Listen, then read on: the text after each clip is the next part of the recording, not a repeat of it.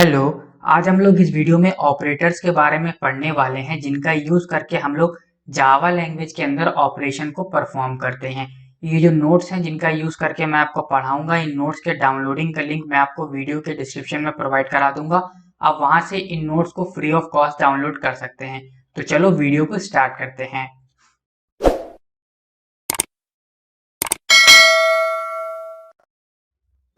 Operators in Java. In computer programming, you often need to perform some arithmetical or logical operation. In such circumstances, you need operators to perform these tasks. मतलब कि जब हमें computer programming में कोई arithmetical या फिर कोई logical operation perform करना होता है, उस सिचुएशन में हमें ऑपरेटर्स की नीड पड़ती है। ऑपरेटर्स का यूज करके हम लोग कंप्यूटर प्रोग्रामिंग के अंदर अर्थमेटिकल और लॉजिकल ऑपरेशन को परफॉर्म करते हैं। सबसे पहले यहाँ पर हम लोग अर्थमेटिकल ऑपरेटर के बारे में पढ़ेंगे। जब हमें कंप्यूटर प्रोग्रामिंग में अर्थमेटिक ऑपरेशन को परफॉर्म करना होता है, उस केस में हम लोग अर्थमेटिकल ऑपरेटर का यूज करते हैं। जावा लैंग्वेज में हमें 5 अर्थमेटिकल ऑपरेटर मिलते हैं। पहला प्लस, दूसरा माइनस, तीसरा एस्ट्रिक, चौथा डिवाइड एंड पांचवा मॉडुलस। इसको कई लोग मॉड भी बोलते हैं शॉर्ट फॉर्म में। अगर हमें किन्हीं दो वैल्यूज को ऐड करना है, किन्हीं दो वैल्यूज के बीच में एडिशन ऑपरेशन परफॉर्म करना है, उस केस में हम लोग प्लस ऑपरेटर का यूज करते हैं। अगर हमें किन्हीं दो वैल्यूज को सब्ट्रैक्ट करना है, उस केस में हम लोग माइनस ऑपरेटर का यूज करते हैं। अगर हमें किन्हीं दो वैल्यूज को मल्टीप्लाई करना है, उस केस में हम लोग एस्टेरिक ऑपरेटर का यूज करते हैं। अगर हमें किन्हीं दो वैल्यूज को डिवाइड करना है, उस केस में हम लोग डिवाइड ऑपरेटर का यूज करते हैं। बट अगर हमें किन्हीं दो वैल्यूज को डिवाइड करना है और उसका रिमाइंडर फाइंड करना है, तो रिमाइंडर फाइंड करने के लिए हम लोग मॉडुलस या फिर मॉड ऑपरेटर का यूज करते हैं। देखो, जब हम किसी चीज को डिवाइड करते हैं, सपोज करिए हमने 26 को 5 से डिवाइड किया, तो पहला तो हमें मिलता है क्वेश्चन, दूसरा मिलता है रिमाइंडर। जब हम लोग डिवाइड ऑपरेटर का यूज करते हैं, उस केस में जो हमारी वैल्यू मिलती है वो हमें क्वेश्चन मिलता है। जब हम लोग मॉडुलस का यूज करते हैं, उस केस में हमें रिमाइंडर मिलता है। ये जो ऑपरेटर्स हैं, इनको मैं आपको कैसे यूज होते हैं, ये यूज करके मैं आपको ब्लूजे के अंदर दिखा देता हूं, तब आपको अच्छे समझ में आ जाएगा कि डिवाइड का यूज कैसे करते हैं, मॉड का यूज कैसे करते हैं, प्लस माइनस और एस्टेरिक का यूज कैसे करते हैं। अंदर आके मैं सबसे पहले एक नई क्लास बनाता हूं जिसका नाम मैं दे देता हूं पॉप, और इसको ओपन करके मेरा जो बेसिक स्ट्रक्चर होता है जावा का वो मैं लिख लेता हूं। सबसे पहले मैं क्लास बना देता हूं जिसका नाम मैंने दे दिया pop, and then public static void and main and string args। और ये जो मेरा बेसिक स्ट्रक्चर था, जो कि मुझे हर एक नॉर्मल प्रोग्राम के अंदर लिखना ही होता है, उसको मैंने यहाँ पर लिख लिया है। string स्पेलिंग मैंने गलत कर दी थी। अब सपोज करो मुझे किसी दो वैल्यूज के बीच में एडिशन ऑपरेशन परफॉर्म करना है, मतलब कि मुझे किसी दो वैल्यूज को ऐड करना है, तो उस केस में हम लोग प्लस वाले ऑपरेटर का यूज करेंगे। जो प्लस ऑपरेटर है इसका यूज करेंगे। कैसे करेंगे ये भी मैं आपको बता देता हूँ। सबसे पहले मैं क्या करता हूँ, 3 ऑपरेटर को ले लेता हूँ। अब यहाँ पर मैंने 3 ऑपरेटर क्यों लिए, 2 ऑपरेटर के अंदर मैं वैल्यूज को स्टोर करूंगा, और जो इन दोनों को ऐड करके जो इनका सम आएगा उसको मैं सी के अंदर स्टोर कर दूंगा। तो सबसे पहले मैं क्या करता हूँ, ए के अंदर 5 को स्टोर कर देता हूँ और बी के अंदर 6 को स्टोर कर देता हूँ। अब मुझे ये जो मेरा ए है और ये जो मेरा बी है, इन दोनों की जो वैल्यूज हैं इनको आपस में ऐड करना है। तो मैं क्या करूंगा, मैं लिखूंगा C equal to A plus B. अब यहां पर मैंने किया क्या, ए और बी के बीच में प्लस ऑपरेटर का यूज करके एडिशन ऑपरेशन को मैंने परफॉर्म कर दिया है। अब यहां पर ये होगा कि जो ए और बी की जो वैल्यू होगी वो आपस में प्लस होके सी में स्टोर हो जाएगी। मतलब ए की वैल्यू है 5, बी की वैल्यू है 6, तो 5 और 6 प्लस होके हो जाएगा 11, और सी की वैल्यू हो जाएगी 11। तो इस तरीके से हम लोग एडिशन ऑपरेशन परफॉर्म करते हैं। अब मुझे इस वैल्यू को प्रिंट भी तो कराना होगा, तो मैं यहाँ पे लिखूंगा system dot out dot print ln, और यहाँ पर मैं सी को पास कर दूंगा। अब मैं अपने प्रोग्राम को कंपाइल करता हूँ और इसको रन करके देखता हूँ कि ये काम कर रहा है कि नहीं कर रहा है। Go to void main, okay, और ये देखो 11 आ गया। अब अगर मैं मेरे को कितना भी बड़ा नंबर है या कोई भी नंबर है उसके दोनों के बीच में अगर एडिशन ऑपरेशन परफॉर्म करना है तो मैं इस प्रोग्राम का यूज करके कर सकता हूँ। यहाँ पे मैंने दिया 100, यहाँ पे मैंने दिया 50। प्रोग्राम को मैंने दोबारा से किया कंपाइल। अब मैं दोबारा से इसको रन करूंगा और फिर से दो वैल्यू जो मैंने वहां पर दी हैं उन दोनों के बीच में एडिशन ऑपरेशन परफॉर्म हो जाएगा और जो भी मुझे आउटपुट होगा उस दोनों वैल्यूज को ऐड करने के बाद वो मुझे अपनी स्क्रीन पे दिख जाएगा। तो इस तरीके से हम लोग प्लस ऑपरेटर का यूज करते हैं। सेम ऐसे ही हम लोग माइनस ऑपरेटर का भी यूज कर सकते हैं और मल्टीप्लाई ऑपरेटर का भी यूज कर सकते हैं। मैं यहाँ पे करके दिखा देता हूँ। अगर मैं यहाँ पर कर दूं एस्ट्रिक, तो एस्ट्रिक करने के बाद होगा ये कि जो ए और बी की वैल्यू है ये आपस में मल्टीप्लाई हो जाएगी। ये भी मैं आपको करके दिखा देता हूँ। ये देखो ए और बी की वैल्यू आपस में मल्टीप्लाई हो गई और यहाँ पे 5000 आंसर आ गया। तो इस तरीके से हम लोग प्लस माइनस और एस्ट्रिक ऑपरेटर का यूज करते हैं।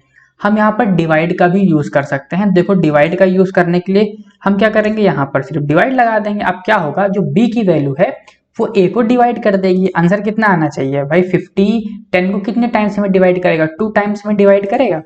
तो यहाँ पर मैं दोबारा इसको रन करके दिखा देता हूँ आंसर 2 आएगा या नहीं।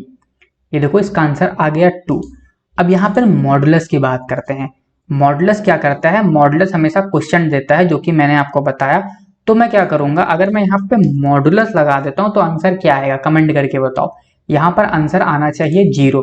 क्यों, क्योंकि जब 50 डिवाइड करेगा 100 को तो ये जो 100 है वो तो पूरा डिवाइड हो जाएगा और उस केस में रिमाइंडर बचेगा 0।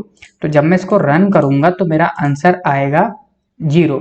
अगर मैं यहाँ पर इसको कर देता हूं मैं 5 और यहां पर मैं कर देता हूं 92, तो उस केस में आंसर क्या आएगा कमेंट करके बताओ टाइम स्टैम्प लगाकर।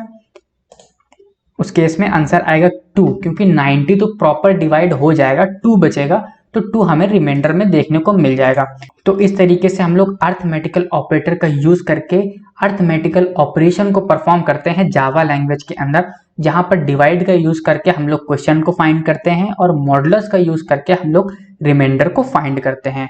इंक्रीमेंट एंड डिक्रीमेंट ऑपरेटर, अगर हमें जावा लैंग्वेज के अंदर जो वेरिएबल की वैल्यू है उसमें या तो 1 को ऐड करना है या तो 1 को सब्ट्रैक्ट करना है, उस केस में हम लोग इंक्रीमेंट और डिक्रीमेंट ऑपरेटर का यूज करते हैं। सपोज करो ये जो मेरा प्रोग्राम था पॉप वाला, अगर मैं इसको ओपन करूं और मैं चाहता हूं कि ये जो मेरी ए वाली वैल्यू है इसको मैं एक इसमें ऐड करना चाहता हूं। अभी फिलहाल के लिए वैल्यू है 100, अब मैं चाहता हूं कि इसमें एक ऐड हो जाए। तो यहाँ पे मैं दो तरीके से ऐड कर सकता हूं। पहले मैं लिखूंगा a equal to a plus 1। तो यहाँ पर मैंने किया ये कि a में 1 को ऐड करके a में ही स्टोर कर दिया। तो a की वैल्यू थी 100, 100 में 1 ऐड हुआ और वो वैल्यू हो गई a की। अब अगर मैं a को प्रिंट कराऊं system dot out dot print ln a, तो यहाँ पर जब मैं प्रोग्राम को कंपाइल करूंगा तो क्या होगा, जो a की वैल्यू थी मतलब कि 100 उसमें 1 ऐड हो जाएगा, मतलब कि मेरा आंसर आ जाएगा 101। ये था पहला तरीका।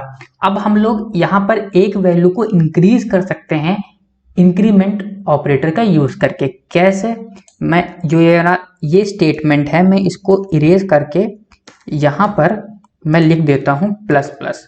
अब यहाँ पर होगा ये कि जो मेरा a है उसमें एक वैल्यू इंक्रीज हो जाएगी। ये मैंने अपना प्रोग्राम किया कंपाइल और स्टार्टिंग में a की वैल्यू क्या थी 100। अब मैं जब इसको रन करूंगा ये देखो इसकी वैल्यू आ गई 101।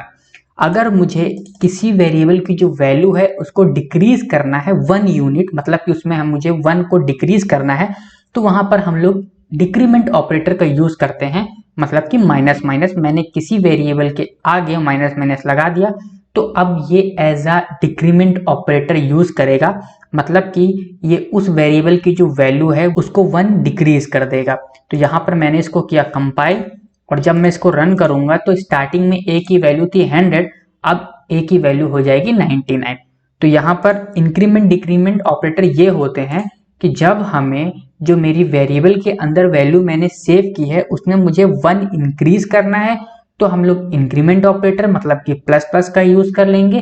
जब हमें 1 को डिक्रीज करना है उस केस में हम लोग माइनस माइनस मतलब कि डिक्रीमेंट ऑपरेटर का यूज कर लेंगे। How to use increment and decrement operator. Increment और डिक्रीमेंट ऑपरेटर को हम लोग दो तरीके से यूज कर सकते हैं, पहला एज अ प्रीफिक्स, दूसरा एज अ पोस्टफिक्स। प्रीफिक्स में होता यह है कि व्हेन इंक्रीमेंट और decrement operator are applied before the operand, मतलब कि जो मेरा इंक्रीमेंट और डिक्रीमेंट ऑपरेटर है जो भी हमने यूज किया है वो ऑपरेंड के अगर पहले लगा हो तो उसको हम लोग बोलेंगे एज अ प्रीफिक्स यूज किया है हमने इंक्रीमेंट और डिक्रीमेंट ऑपरेटर को। ऑपरेंड का मतलब ये जो यहाँ पर ये जो मेरा प्रोग्राम बनाया था इसमें ए के साथ हमने इंक्रीमेंट और डिक्रीमेंट ऑपरेटर का यूज किया था, तो जो मेरा ए है जिसके साथ ऑपरेशन परफॉर्म हो रहा है उसको हम लोग ऑपरेंड बोलेंगे। तो जब हम लोग ऑपरेंड के पहले इंक्रीमेंट और डिक्रीमेंट ऑपरेटर को लगाते हैं तो उसको हम लोग एज अ प्रीफिक्स बोलते हैं कि एज अ प्रीफिक्स हम लोग इसको यूज कर रहे हैं। अब इसमें होता यह है कि जो हमारा ऑपरेंड होता है पहले वो वैल्यू को चेंज करता है, अगर हमने इंक्रीमेंट ऑपरेटर लगाया है तो वैल्यू इंक्रीज करेगा, अगर हमने डिक्रीमेंट ऑपरेटर लगाया है तो वैल्यू को डिक्रीज करेगा और फिर आगे का काम करेगा जो भी उसे करना होगा। मतलब कि फर्स्ट चेंज देन यूज, पहले वो उसको इंक्रीज या डिक्रीज कर देगा तब उसको यूज कर लेगा। जैसे कि यहाँ पर ये जो मेरा प्रोग्राम था यहाँ पर मैंने पहले माइनस माइनस लगाया था, मतलब कि मैंने एज अ प्रीफिक्स यूज किया था डिक्रीमेंट ऑपरेटर को। तो जब मैंने इसे कंपाइल करके रन किया था इस प्रोग्राम को तो क्या हो रहा था कि ये वैल्यूज को डिक्रीज करके दे रहा था। अगर मैं सेम इसी क्वेश्चन में ये जो मेरा डिक्रीमेंट ऑपरेटर है इसको एज अ पोस्टफिक्स यूज करूं, पोस्टफिक्स मतलब व्हेन इंक्रीमेंट और decrement operator are applied after the operand, मतलब कि जो मेरा ऑपरेंड है उसके बाद में अगर इंक्रीमेंट और डिक्रीमेंट ऑपरेटर का मैं यूज करता हूं तो मैं बोलूंगा कि मैं इंक्रीमेंट और डिक्रीमेंट ऑपरेटर को एज अ पोस्टफिक्स यूज कर रहा हूं। पोस्टफिक्स के केस में होता यह है कि पहले उसका यूज हो जाएगा तब वैल्यू इंक्रीज या डिक्रीज करेगी, मतलब कि फर्स्ट यूज देन चेंज। ये मेरा कहने का मतलब ये है कि अगर मैं यहाँ पर ये जो मैंने एज अ प्रीफिक्स यूज किया था अगर मैं इसको एज अ पोस्टफिक्स यूज करूं तब उसका आंसर क्या आएगा, मतलब कि यहाँ पर ए की वैल्यू क्या प्रिंट करेगी, जिसको आता है वो कमेंट बॉक्स में कमेंट करे। अगर मैं इसको कंपाइल करके इस प्रोग्राम को मैं रन करता हूं तो यहाँ पर इसकी वैल्यू 100 आ रही है। ऐसा क्यों हो रहा है, कोई बता सकता है? ऐसा इसलिए क्योंकि जब हम एज अ पोस्टफिक्स यूज करते हैं इंक्रीमेंट और डिक्रीमेंट ऑपरेटर को तो पहले उसका यूज हो जाता है तब वैल्यू चेंज होती है। तो यहाँ पे हुआ ये कि पहले ए की वैल्यू प्रिंट हो गई तब ए की वैल्यू डिक्रीज हुई। अगर मैं यहाँ पे लिखूं system.out.println और यहाँ पर मैं ए को पास कर दूं तो क्या होगा, इसको मैं कंपाइल करूं, मेरा प्रोग्राम पूरा सही है, class compile no syntax error. तो इस केस में होगा ये कि जो मेरी ए की वैल्यू है यहाँ पर 100 प्रिंट होगी और जब ये वाली लाइन को ये एग्जीक्यूट करेगा तो यहाँ पर 99 प्रिंट होगी। क्यों? क्योंकि यहाँ पर हुआ ये पहले वैल्यू प्रिंट हो गई तब वैल्यू चेंज हुई, अब जब ए की वैल्यू चेंज हो गई तो ए की वैल्यू हो गई 99, तो यहाँ पर ए की वैल्यू 99 प्रिंट हो जाएगी। देखो मैं इसको रन करके दिखा देता हूँ आपको, ये देखो पहले यहाँ पे 100 प्रिंट हुआ, दूसरा यहाँ पे 99 प्रिंट हुआ। तो जब हम एज अ प्रीफिक्स यूज करते हैं तो उस केस में होता यह है कि जो मेरा ऑपरेंड है वो पहले वैल्यू को चेंज करेगा। अगर हमने इंक्रीमेंट ऑपरेटर लगाया है तो वैल्यू को इंक्रीज कर देगा, अगर हमने डिक्रीमेंट ऑपरेटर लगाया है तो वैल्यू को डिक्रीज कर देगा, तब उसका ऑपरेशन परफॉर्म करेगा। मतलब कि जो भी उसका यूज है, अगर मैंने उस जो मेरा ऑपरेंड है उसको कहीं पर उसकी वैल्यू प्रिंट करनी है तो उसको प्रिंट करेगा, अगर उसको कहीं पे ऐड करनी है तो उसको ऐड करेगा। मतलब कि पहले चेंज कर लेगा देन उसमें कोई एक्शन परफॉर्म करेगा, first change then use. But जब हम लोग इंक्रीमेंट और डिक्रीमेंट ऑपरेटर को एज अ पोस्टफिक्स यूज करते हैं तो उस केस में होता यह है कि जो मेरा ऑपरेंड है पहले यूज हो जाता है तब उसकी वैल्यू चेंज होती है, फर्स्ट यूज देन चेंज। तो ये था पोस्टफिक्स और प्रीफिक्स। हम लोग को कुछ क्वेश्चन सॉल्व करने हैं, इन क्वेश्चन में हम लोग अरिथमेटिकल ऑपरेटर और इंक्रीमेंट और डिक्रीमेंट ऑपरेटर का यूज करेंगे। तो आप इन क्वेश्चन को करिएगा। अगर आप इन क्वेश्चन को सॉल्व नहीं कर पाते हैं तो नेक्स्ट वीडियो में मैं इन क्वेश्चन को स्टेप बाय स्टेप सॉल्व करके आपको समझाऊंगा कि आखिर किस तरीके से मैं इन क्वेश्चन को सॉल्व कर रहा हूँ, और जो भी उनके कोड होंगे उनके डाउनलोडिंग का लिंक मैं आपको वीडियो के डिस्क्रिप्शन में प्रोवाइड कर दूंगा, आप वहां से इसके जो कोड होंगे वो भी डाउनलोड कर सकेंगे। तो मिलते हैं नेक्स्ट वीडियो में।